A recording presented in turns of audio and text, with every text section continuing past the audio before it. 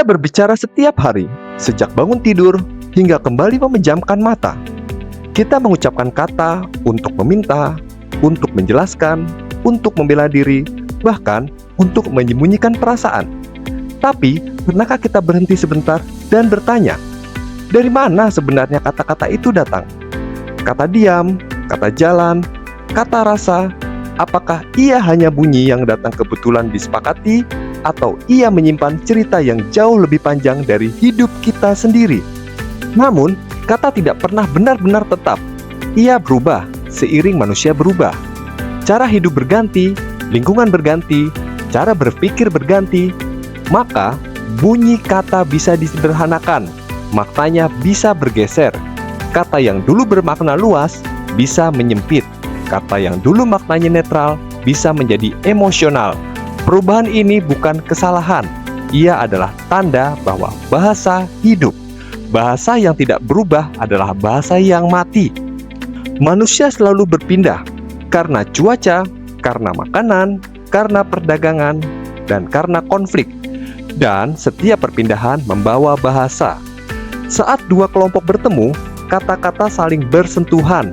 Ada kata yang dipinjam, ada kata yang disesuaikan bunyinya, ada kata yang berubah maknanya, agar memudahkan untuk dipahami bersama. Karena tujuan bahasa bukan keindahan, melainkan pemahaman.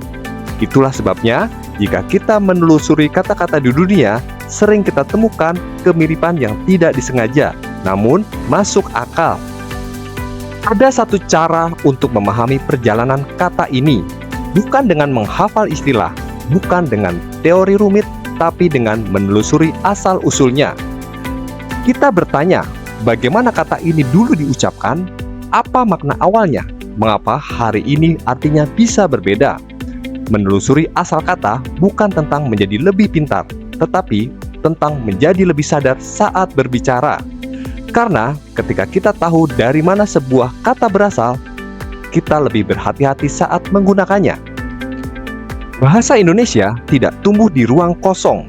Ia lahir dari pertemuan, dari perlabuhan, dari pasar, dari perjalanan laut, dari sejarah panjang Nusantara. Sejak lama, bahasa Melayu digunakan sebagai bahasa perhubungan.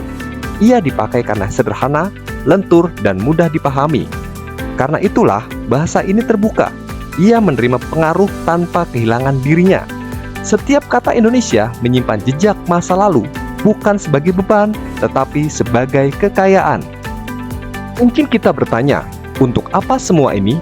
Untuk apa menelusuri kata jika kita sudah saling mengerti?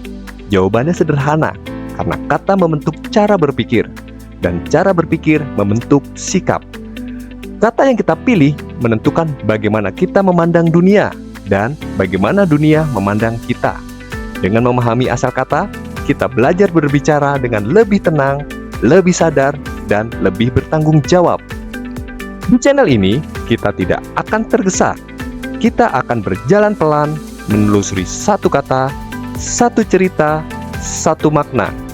Karena di balik setiap kata selalu ada manusia, dan memahami kata berarti memahami diri kita sendiri.